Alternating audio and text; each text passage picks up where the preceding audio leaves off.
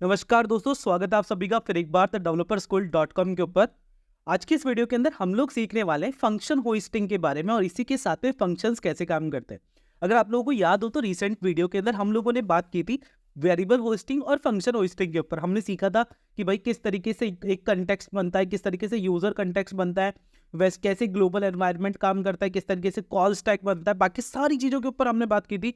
कैसे मेमोरी और कोड वाला जो अलग अलग कंपोनेंट बनता है और उनके अंदर हमारी फर्स्ट टाइम पे जो वैल्यूज होती है वो एक यूनिक कीवर्ड यानी अनडिफाइंड के नाम से सेव हो जाती है। ये सारी बातें हमने पीछे वीडियो में की थी, पर इन सभी बातों का एक्चुअल की कोड की लाइफ लाइन के अंदर कैसे काम में आता है उसके बारे में आज हम बात करेंगे। रिसेंटली मैंने एक पीएचपी की सीरीज में बात की थी, मैंने पैकेजेस के बारे में उसमें डिस्कस किया था कि भाई अगर आपको कोडिंग आती है तो कितना क्या पैकेज मिल जाता है। वहीं पे मैंने बताया था कि डीएसए से रिलेटेड क्वेश्चन पूछे जाते हैं और उनसे आपको अच्छा पैकेज मिल जाता है। ठीक है, तो एक ये जो मैं आपके लिए क्वेश्चन लेके आया हूं ना, ये डीएसए में पूछा हुआ क्वेश्चन है और 90% लोग इसका आंसर गलत देते हैं। इन्होंने क्या किया है कि ना एक्स की वैल्यू अलग अलग जगह पूछी यूजर से, यूजर को बिठा दिया, बोला कि भैया इसके आगे इसकी वैल्यू लिख दो, इसके आगे इसकी वैल्यू लिख दो, इसके आगे इसकी वैल्यू लिख दो। यहाँ पे सब जगह कंसोल में उनको बोला इसके आगे इसकी वैल्यू लिख दो। ठीक है, कई जगह यूजर ने सही वैल्यू दी, कई जगह गलत दी, पर ओवरऑल वो फेल हो गए। क्यों फेल हो गए? क्योंकि वो फंक्शन होस्टिंग और फंक्शंस कैसे काम करता है ना, इसके कंसेप्ट से वाकिफ नहीं थे। आज के इस वीडियो के अंदर हम लोग इसी के बारे में बात करने वाले हैं। सबसे पहले बात करता हूं मैं ना, इसको वीडियो को है ना, इस सारे कमेंट्स को रिमूव कर देता हूं और आप लोगों को ये चला के दिखाता हूं। देखिए, जनरली मैं अगर इस बात को मान के चलूं तो आप लोग क्या मानते हैं एक्स की वैल्यू यहाँ पे क्या होनी चाहिए?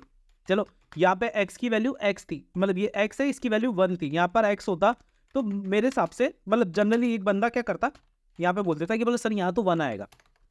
कोई दिक्कत नहीं भाई, सही बात बोल रहा है, वो 1 आएगा। अब यहाँ पे उससे पूछा गया दोबारा, ठीक है, एक वो बंदा जिसे जेएस की अच्छी नॉलेज नहीं है, वो बंदा यहाँ पे भी 1 की वैल्यू एक्स की वैल्यू क्या बता देता, 1 ही बता देता। जिसे थोड़ी बहुत नॉलेज है वो देखता कि ए फंक्शन कॉल हुआ है और वो देखता कि एक्स की वैल्यू यहाँ पे 2 हो गई, फिर वो नीचे वाले फंक्शन फिर देखता कि भाई दोबारा बी फंक्शन कॉल हुआ है और उसके अंदर एक्स की वैल्यू 20 हो गई, और उसके बाद में कंसोल कराया तो वो बोल देता कि यहाँ पर क्या आएगा, बोले सर यहाँ पर है ना अब 20 आएगा। और यहाँ पर जब उससे पूछते तो एक्स की वैल्यू क्या है, तो यहाँ पे वो 2 बता देता और यहाँ पे वो 20 बता देता। ठीक है, और जब सबसे लास्ट के लिए उससे पूछा जाता तो मेरे हिसाब से एक एवरेज बंदा जो डीएससी की प्रिपरेशन नहीं करता वो यहाँ भी 20 बता देता, जो कि 2 जगह पे उसका आंसर गलत हो गया, क्योंकि एक तो इस ये वाली कंडीशन में और एक ये वाली कंडीशन में। पता है यहाँ पर और लास्ट के अंदर यूजर का आंसर 2 होना चाहिए। आओ चेक करते हैं कैसे, है ना, इसके बारे में हम लोग अभी बात करेंगे। सबसे पहले यहाँ पर आते हैं, इसको चेक करते हैं। सबसे पहली बात, जैसा कि मैंने कहा कि एक नॉर्मल बंदे ने बता दिया भाई 1 है, दूसरी जगह उस बंदे ने 20 आंसर दिया जो कि गलत था। ठीक है, यहाँ पे 2 होना चाहिए था। जैसा कि मैंने अभी कहा कि यहाँ पर जो यूजर ने आंसर दिया था सेकंड कंसोल में, यूजर ने जो आंसर दिया था उसके बारे में बात होगी हमारी, है ना। तो यहाँ पे यूजर ने क्या आंसर दिया, ये वाला कॉल हुआ होगा, यहाँ पे आंसर दे दिया 2, फिर यहाँ पर उस यूजर ने आंसर क्या दे दिया होगा इस वाले के लिए, कंसोल के लिए 20। ठीक है, फिर जब ये वाला एक्स कॉल हुआ, ये वाला कंसोल कॉल हुआ, तो उसके लिए उसने आंसर क्या दे दिया होगा 2। और फिर उसके बाद में जब ये एक्स लास्ट कॉल हुआ होगा, और फिर जब लास्ट में फिर जब हमारा ये एक्स वाई कॉल हुआ होगा तो आंसर क्या दे दिया होगा 2, और एक्स लास्ट के लिए क्या आंसर देना था हमें 2। अब हम इस कंसेप्ट को क्लियर करने की कोशिश करेंगे कि भाई कहाँ पर क्यों जवाब कैसे आया और कैसे नहीं आया, और इसकी कौन कौन से केसेस होते हैं। इसी के अलावा हम हमेशा ऐसा क्यों बोलते हैं कि भाई वेरिएबल री इनिशियलाइजेशन क्या होता है। कहते हैं ना कि बोलो आप लोगों ने काफी बार सुना होगा कि लोग कहते हैं कि बोले यार भाई वैर है ना, आपने वैर एक्स करके डिक्लेयर किया और उसके बाद में दोबारा वैर डिक्लेयर किया ना, तो इससे कोई फर्क नहीं पड़ता, क्योंकि बोले है ना वो वापस है ना उससे कुछ भी दिक्कत नहीं आती, पर उससे दिक्कत आती है। एक्चुअल में इस क्वेश्चन में क्या है ना, सबसे पहले एक वैर की वैल्यू एक्स ले रखी है, वैर एक्स करके डिफाइन किया 1, उसको कंसोल कराया तो उसकी वैल्यू यहाँ पे सही आएगी, तो कोई दिक्कत नहीं, इसको हटा देते हैं, ये बच्चा भी बता सकता है। दूसरी चीज जो हम इसकी बात कर रहे हैं ना, इस वाले की, इसको हटा देता हूं मैं एक बार के लिए, क्योंकि ये और ये वाला मेरा जो ये वाला एक्स लास्ट वाला है ये वैल्यू सेम होने वाली होगी हमेशा, तो इसको भी हटा देते हैं। अभी हम इस पे बात करते हैं। पहले क्या किया, इन्होंने लिखा वेर एक्स इक्वल्स टू 1, तो एक्स की वैल्यू रही होगी 1। जब फंक्शन कॉल हुआ ए, यहाँ पे फंक्शन इवोक हुआ ए, ठीक है। अब फंक्शन होस्टिंग क्या होती है कि फंक्शन होस्टिंग का मतलब ये होता है कि आप फंक्शन को कॉल कर सकते हैं उसको डिफाइन करने से पहले। जावास्क्रिप्ट में आप क्या कर सकते हैं, फंक्शन वो उसको डिफाइन करने से पहले कॉल कर सकते हैं। क्यों? क्योंकि ये कोड के बारे में अभी मैं आपको बताऊंगा, आसान जल्दी से बताऊंगा इसका ओवरव्यू दिखा के कि ऐसा क्यों हुआ, पर इस पे आगे बात करते हैं।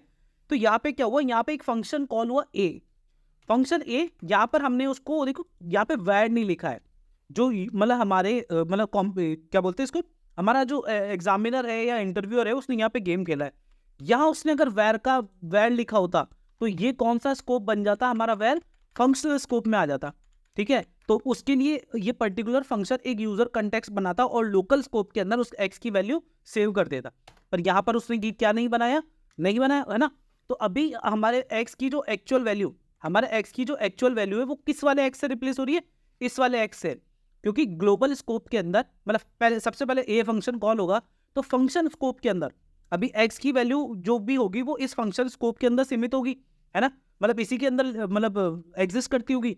यहाँ पे वो चेक करेगा कि भाई एक्स को डिफाइन किया गया है क्या, एक्स को इनिशियलाइज किया गया है क्या, तो वो देख रहा है कि भाई एक्स की वैल्यू तो डिफाइन कर दी है पर एक्स को इनिशियलाइज नहीं किया है ना, एक्स को इनिशियलाइज नहीं किया है, तो उसके दिमाग में क्या आएगा कि बोले यार यहाँ नहीं है तो एक बार बाहर निकल के देखूं, बाहर निकल के कहाँ जाएगा, अपने स्कोप में देखेगा, ग्लोबली देखेगा। अब ऊपर यहाँ पर एक्स की वैल्यू दे रखी है भाई, तो यहाँ पर एक एक्स की वैल्यू थी 1, तो उसको दे दिया, तो इसने क्या समझा कि जो भाई ग्लोबल में दे रखा है ना, जो सबसे ऊपर दे रखा है, मुझे इस वाले एक्स की वैल्यू से इसको रिप्लेस करना है, मतलब मेरा एक्चुअल में मेरा फ्रेंड कौन है एक्चुअल में, जो मेरे सर्किल के बाहर ये वाला एक्स बैठा ना, ये मेरी पोजीशन है। तो उसने क्या किया, इस वाले एक्स की वैल्यू को रिप्लेस कर दिया इसको, है ना, यहाँ पे। तो जब हमने कंसोल डॉट लॉग कराया ना यहाँ पे, तो एक्स की वैल्यू क्या आई होगी हमारे पास 2, ठीक है यहाँ पे।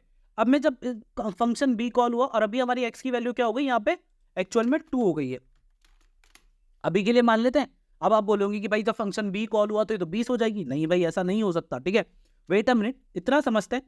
बी फंक्शन कॉल हुआ तो आप देखोगे इसमें इंटरव्यूअर ने हमारे क्या किया, इसके साथ में वैर लगा दिया है, इसने वैर लगाया, वैर एक्स लगा के कॉल किया। अब वैसे ही हमने बात करी कि ये जो एक्स फंक्शन है इसका अभी स्कोप क्या है, फंक्शनल स्कोप। इस फंक्शनल स्कोप के अंदर ये क्या चेक करेगा कि भाई एक्स को इनिशियलाइज किया गया है क्या, एक्स को इनिशियलाइज किया गया है, तो हाँ भाई एक्स को तो इनिशियलाइज किया है, उसके पीछे वैर कहाँ पे लिखा हुआ है, इसी फंक्शन स्कोप के अंदर लिखा है। तो इस पर्टिकुलर फंक्शन के लिए एक यूजर कंटेक्स्ट बनेगा और उसके अंदर उसकी मेमोरी सेव होगी। तो यहाँ पर एक्स की वैल्यू क्या हुई होगी 20, और जैसे ये फंक्शन यहाँ पे खत्म हुआ होगा ना, लाइन के बाहर आया होगा, इसका यूजर कंटेक्स्ट डिलीट हो गया होगा, तो एक्स की वैल्यू भी इसके साथ ही चली गई, तो हमारी लास्ट में एक्स की वैल्यू क्या बच गई 2। तो अभी हमारा करंट आंसर किस हिसाब से आएगा कि सबसे पहले यहाँ पे ये कॉल होगा, तो अभी हमारा मतलब जो आउटपुट बनना चाहिए वो क्या बनना चाहिए 222, ठीक है। आई थिंक आप लोगों को ये बात समझ में आई होगी। अब हम इसको है ना एक बार अपने इसके ऊपर देखते हैं। अब मैं एक बार पेंट ओपन करता हूँ, ठीक है, आई होप आप लोग वहां पे अच्छे से समझ पाए। सबसे पहली बात मैं इसको कलर कर देता हूँ ब्लैक, और इसकी स्क्रीन को थोड़ा सा बड़ा कर देता हूँ, डन। अब हम लोग बात करने वाले हैं इसके ऊपर, सॉरी ना, सबसे पहली बात होगी क्या, एक फंक्शन बना है x, एक वेरिएबल बना है x, एक सेकेंड, एक वेरिएबल बना x, इस x की वैल्यू के लिए मतलब पहली बात जावास्क्रिप्ट क्या करता है, सबसे पहले पूरे कोड को रीड करने की कोशिश करता है, तो क्या बनाएगा एक मेमोरी। तो सबसे पहले क्या हुआ होगा कि एक ये यूजर कंटेक्स्ट बना होगा ऐसा, ठीक है। इस यूजर कंटेक्स्ट के अंदर 2 पार्ट बने होंगे, एक पार्ट का नाम होगा मेमोरी और दूसरे पार्ट का नाम क्या होगा कोड, परफेक्ट, ठीक है। मेरी ड्राइंग थोड़ी वीक है भाई, है ना। मेमोरी के अंदर सबसे पहले जब वो यहां पर आया होगा तो एक्स की वैल्यू क्या सेव कर दी होगी उसने, अनडिफाइंड।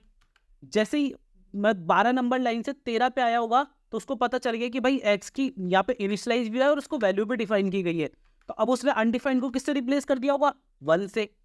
फिर एक फंक्शन कॉल हुआ होगा ए, ठीक है, जब ए फंक्शन कॉल हुआ तो उसके अंदर देखा कि भाई एक्स इनिशियलाइज हुआ है क्या, नहीं हुआ है, ऊपर आके बाहर चेक करेगा कि कहीं पे एक्स इनिशियलाइज है क्या, तो हाँ भाई है। तो वो क्या करेगा, जिस एक्स की वैल्यू मतलब जहाँ पे एक्स की वैल्यू उसने जहाँ पे अनडिफाइंड ली थी और उसके बाद में एक्स की वैल्यू 1 कर दी थी ना, उसी एक्स की वैल्यू को अब रिमूव करके क्या कर देगा, तो वो कर देगा अपने इसके 2।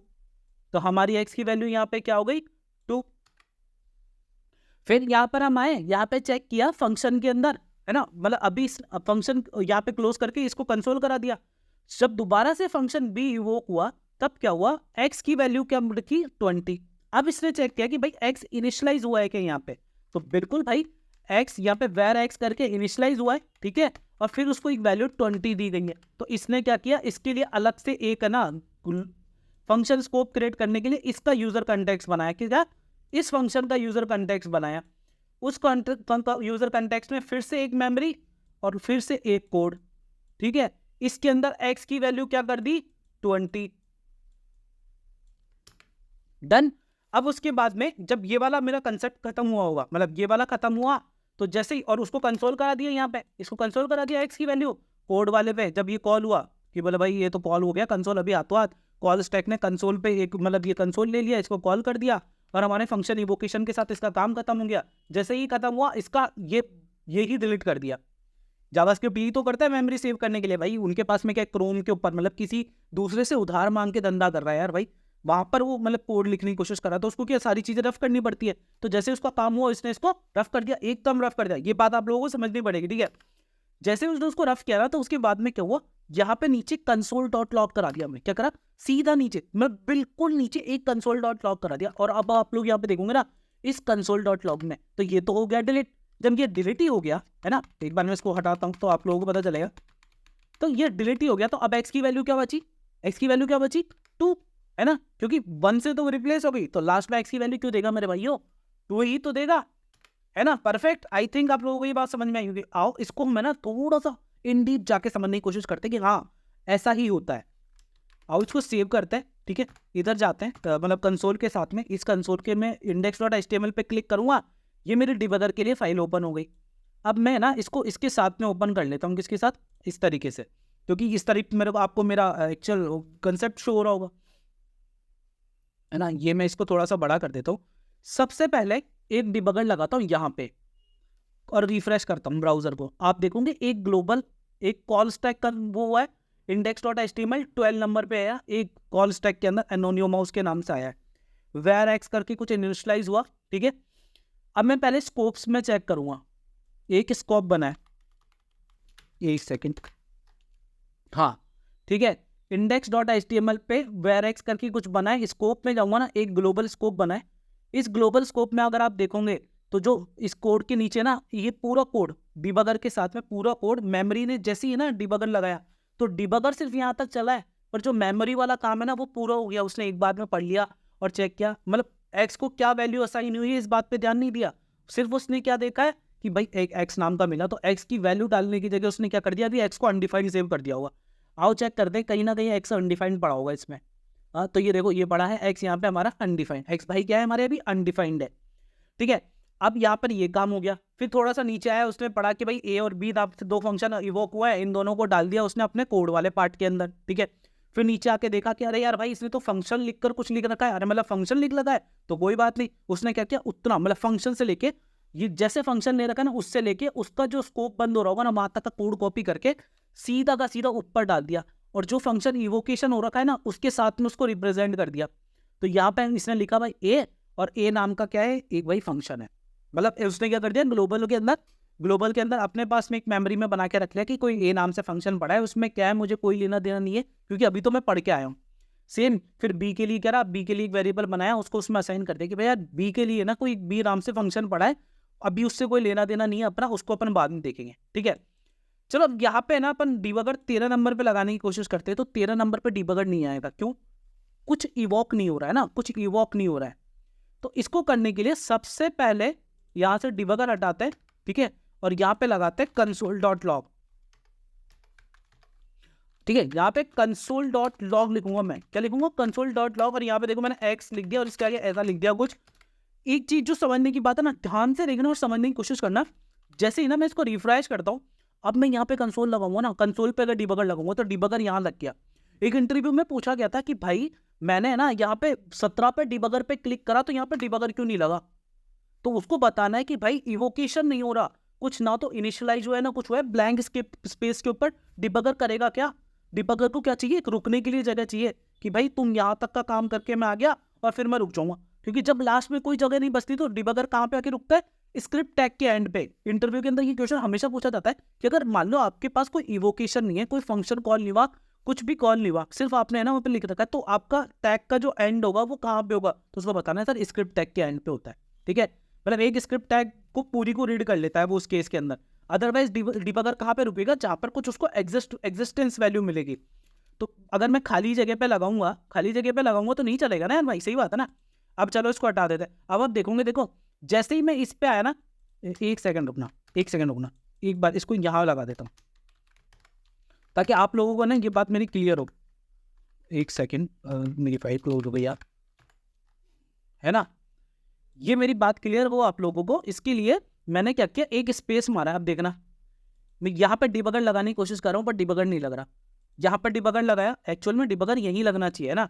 अब आप चेक करोगे ना, अब आप चेक करोगे तो यहाँ पे कॉल स्टैक के अंदर 14 नंबर पे एनोनिमसली कुछ कॉल हो रहा है।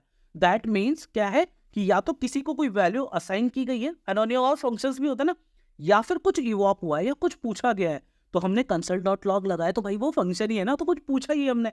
दैट्स वाई कॉल स्टैक के अंदर एनोनिमस आ गया भाई। console.log ये कोई फंक्शन का नाम नहीं है। console.log क्या है, कोई फंक्शन का नाम नहीं है। तो दैट वाइज उसने बोल दिया कि कुछ अनजाना सा है, पर वही मतलब ऐसा है कि जिसके बारे में तुझे बताना होगा, कोड के अंदर सेव करके रखा था तो चलाना पड़ेगा। ऊपर देखोगे ना index.html पे, तो जहां डिबगर लगा हुआ है वो आपको डिटेल में मिल जाए। अब स्कोप में आके देखोगे ना, ग्लोबल को ओपन करोगे तो यहाँ पे क्या होगा, वो जो अनडिफाइंड लिखा हुआ था ना दोस्तों, वो जो अनडिफाइंड जो प्यारा सा वर्ड लिखा हुआ था, अब वो क्या बन गया होगा, हमारी वैल्यू हो गई 1, है ना। वो वैल्यू हो गई होगी हमारी 1। उसको जाके चेक करते हैं कि वो है क्या।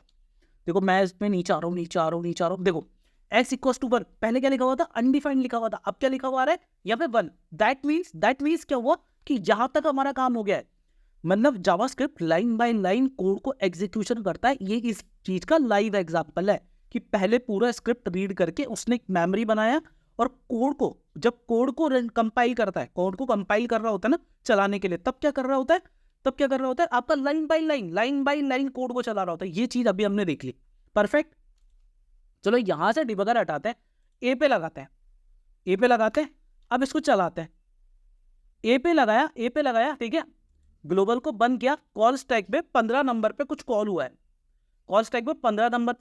है, ग्लोबल में आके चेक करते हैं भाई, ए के ऊपर, है ना, ए के ऊपर चेक करते हैं, और हमारे एक्स की वैल्यू पे जाएंगे। एक्स की वैल्यू अभी भी 1 है भाई, एक्स की वैल्यू यहाँ पे अभी भी 1 है। और आप चेक करोगे ना, यहाँ पर आप अभी चेक करोगे, जो हमारे लिए मेन बात थी, यहाँ पे मैं चेक करूंगा तो कोई लोकल स्कोप क्रिएट ही नहीं हुआ है ना। क्यों नहीं हुआ है, अभी बताता हूँ। यहाँ पे जब आपने इवोकेशन पे क्लिक किया ना, तो हमको फंक्शन के अंदर जाना पड़ेगा। यहाँ पे तो हमने उसको क्या बोल दिया कि फंक्शन को रीड करने पे ही रुक जा। या तो एक चीज हो सकती थी कि ना, एक चीज हो सकती थी कि मैं बी के यहाँ पर डिबगर लगाता तो यहाँ पर ए की वैल्यू एग्जिस्टेंस मिलती, है ना, ए की वैल्यू एग्जिस्टेंस मिलती। अब आके ग्लोबल में चेक करूंगा तो मुझे जाकर एक्स की वैल्यू को चेक करना चाहिए। अब मैं यहाँ पर आया ग्लोबल में, है ना, और मैंने एक्स की वैल्यू चेक की। आप देखोगे एक्स की करंट वैल्यू क्या हो गई है भाई, 2 हो गई। जो पहले अनडिफाइंड था, फिर 1 हुआ, और अब क्या हो गया, 2 हो गया। क्यों हो गया? अब इस कंसेप्ट के ऊपर हमारी बात होगी, पर कब बात होगी, जब मैं यहाँ console.log पे डिबगर लगाऊंगा ना, तब अपन को मजा आने वाला है इस चीज को देख के। आपकी मतलब कंसेप्ट उल्टे पड़ जाएंगे इस चीज को सब देखने के बाद में। आओ चेक करते हैं। अभी तक जितनी फर्जी बातें हम लोगों ने की थी ना, उस हिसाब से एक्स की वैल्यू क्या हो जानी चाहिए थी, 20 हो जानी चाहिए थी। एक्स की वैल्यू 20 हुई है, पर आप देखो ग्लोबल के अंदर अभी भी 2 पड़ा होगा, क्या पड़ा होगा, 2 पड़ा होगा। आओ देखते हैं, है ना, ग्लोबल के अंदर अभी भी 2 पड़ा होगा। देखते। अरे ज्यादा चला गया क्या पीछे, एक सेकंड रुकना यार, मेरा माउस का व्हील सही से काम नहीं करता कभी। सॉरी, मैं ज्यादा नहीं चाहिए। ओह सॉरी, हाँ, है ना, एक्स की वैल्यू अभी भी 2 पड़ी है। पर जो कमाल की बात है वो क्या है, एक्स के लिए एक ग्लोबल स्कोप क्रिएट हुआ है, एक्स इक्वल्स टू 20 है भाई वहां पे। मतलब हम लोग जो बात कहते हैं ना फंक्शन स्कोप, तो फंक्शन स्कोप के लिए एक लोकल स्कोप बनाता है। इतने टाइम तक जब भी हम लोग बात करते हैं ना, तो हम बोलते हैं कि भाई हर चीज के लिए एक, है ना, यूजर कंटेक्स्ट क्रिएट हो जाता है भाई। हर चीज के लिए एक यूजर कंटेक्स्ट क्रिएट हो जाता है। हम तो हमेशा ऐसे बोलते हैं कि भाई जैसे ये आया एक कंटेक्स्ट अलग क्रिएट होता है। पर हम इस बात को साबित कैसे करेंगे कि भाई हर चीज के लिए अलग हुआ है? तो जैसे ये फंक्शन कॉल हुआ ना, हमारा फंक्शन बी, तब आप लोगों को इस बात का अंदाजा हुआ होगा कि इसके लिए एक ना लोकल स्पेस क्रिएट हुआ है। चलो ये बात अच्छे से समझ में आ गई होगी आप लोगों को कि जब फंक्शन स्कोप था भाई इसका, इसलिए इसने क्या किया, इसके लिए एक लोकल स्कोप क्रिएट किया। और यहाँ पर आकर जब इसको हटा दूंगा ना यहाँ से डिबगर को, और रिफ्रेश करूँगा तो ये लोकल स्कोप चला जाएगा आपका, लोकल स्कोप चला गया, वैनिश। मतलब जो हम बोलते हैं ना कि काम होते ही भाड़े का काम कर रहा है, फ्री का मतलब रेंट पे लेके काम कर रहा है स्पेस को, तो उसको क्या करा, मतलब मेरा ये वाला काम खत्म हो गया, आगे पीछे चेक कर लिया कि भाई इससे तो कुछ हो ही नहीं रहा है, कोड उड़ा दिया, कोड वैनिश कर दिया। बस रेस्पॉन्स के लिए बी नाम के ग्लोबल वेरिएबल में जो मेमोरी के अंदर स्पेस पड़ा था वहां पे रख लिया कि हाँ भाई बीज नाम की चीज एग्जिस्ट करती है, ताकि बी अब जब दोबारा कॉल होगा ना, बी अब जब दोबारा कॉल होगा तब उसके लिए फिर से लोकल स्पेस उतार पे लेगा और फिर काम करेगा। भाई ये कॉन्सेप्ट समझ में आता होगा, पर ठीक है। फिर यहाँ पे क्यों नहीं हुआ, इसके लिए ग्लोबल स्कोप, इसके लिए क्यों लोकल स्कोप नहीं बनाया, इसके लिए क्यों नहीं बनाया, है ना, इसके लिए बनाना चाहिए था ना। अब यहाँ पर आके आप देखोगे ना, लोकल स्कोप तो बना है फंक्शन के लिए। जो चीज होती है ना, मतलब फंक्शन क्या करता है, अपना खुद का स्कोप रखता है। जैसे आप किसी फंक्शन में इवोक कर दिया तो आपने क्या करा, इसका स्कोप कर दिया, पर आप देख रहे हो अभी तक इसका लोकल स्कोप क्यों नहीं बनाया एक्स का, क्यों, क्योंकि उसने चेक करा कि एक्स इनिशियलाइज पहले से है, मतलब इस फंक्शन के अंदर एक्स को कहीं पे इनिशियलाइज ही नहीं किया है, मतलब उसको वैल एड कॉस्ट कुछ डिफाइन नहीं करा है। तो वो क्या करेगा, अरे भाई जब इनिशियलाइज ही नहीं किया मतलब ये मेरा भाई नहीं है, ये ग्लोबल स्पेस रखता है, ये बाहर का आदमी है, बाहर के आदमी को अपना नहीं, अपना इधर का पैन कार्ड ग्रीन कार्ड नहीं देने का, अपन को क्या करना है उसी का वीजा मांगने का। उसका वीजा मांगने गया तो आके ग्लोबल में चेक करा, ग्लोबल में देखेगा तो भाई पहले से पड़ा होगा, है ना, एक्स की वैल्यू को चेक कर रहा होगा, आया ग्लोबल में देखेगा, बोले भाई एक्स की वैल्यू 2, क्यों 2, ऊपर वाला वेर से चेक किया। अभी यहाँ पे लगाता हूँ, यहाँ पे लगाता हूँ, फिर समझ में आएगा, यहाँ पे लगाता हूँ, है ना, एक सेकेंड, अरे ये हाँ, यहाँ पर आता हूँ। जैसे फंक्शन इवोक हुआ तो वो तो हमारा क्लियर ही हो गया, यहाँ जहाँ पर आया चेक किया, एक्स के साथ में कुछ इनिशियलाइजेशन नहीं है, वैल्यू डालने से पहले इसने क्या किया, ऊपर देखा ग्लोबल में एक्स की वैल्यू बोला वेर के नाम से ऊपर डिफाइन पड़ा है। जैसे ही नीचे कंसोल पे आया होगा ना करने के लिए फंक्शन इवोकेशन पे, यहाँ चेक कर लिया गया भाई अरे ये तो अपना आदमी नहीं है, इसको ग्रीन कार्ड देने की जरूरत नहीं है, इसको करो बाहर, इसको पूछो कि बोले तू जहाँ से आया ना तेरा वीजा दिखा दे और इधर काम कर ले, है ना, ये दूसरा देश है, ये मान लो ये हमारा अमेरिका है, ये हमारा इंडिया है, इंडिया से मैं यहाँ गया था, ग्रीन कार्ड इन्होंने देने से मना कर दिया, इन्होंने बोले भाई तू तेरा काम करके चला जा। तो क्या करा, यहाँ पर आके चेक कर लिया, भाई यहाँ पर आकर चेक कर लिया, बोला कि वेर एक्स है ना, जो वेर एक्स है वो ऊपर डिफाइंड हुआ है और इस वाले के साथ में वैड नहीं लिखा हुआ, इस वाले के साथ में वैड नहीं लिखा हुआ, तो क्या होगा, मैं तो इसको बाहर का आदमी मानूंगा, तो इसकी वैल्यू को वहीं पे मैं सबमिट कर दूंगा। समझ गए, समझ गए। आई होप आप लोगों को ये कॉन्सेप्ट क्लियर हुआ होगा। कंसोल के अंदर जो भी चल रहा है वो index.html के अंदर दिखाई दे रहा है। इस वीडियो से आई थिंक आप लोगों को ये बात क्लियर हुई होगी कि किस तरीके से जावास्क्रिप्ट के अंदर फंक्शन इवोक होते हैं, किस तरीके से कंसोल काम करता है, यूजर कंटेक्स्ट किस तरीके से बनता है, कैसे काम होने के बाद में यूजर कंटेक्स्ट डिलीट हो जाता है ना, कैसे मतलब उधार के ऊपर जगह लेता है फंक्शन अपना ग्लोबल स्कोप बनाने के लिए, और किस तरीके से फंक्शंस काम करते हैं। आई होप आप लोगों को फंक्शन होस्टिंग आज अच्छे से क्लियर हो गई होगी और ये बात समझ में आ गई होगी कि वैर लिखने ना लिखने से कितना फर्क पड़ जाता है, वैर लिखने ना लिखने से कितना ज़्यादा फर्क पड़ जाता है ना, मतलब स्कोप्स के अंदर, उसके बारे में आई थिंक आप लोगों को ये बात समझ में आ गई होगी।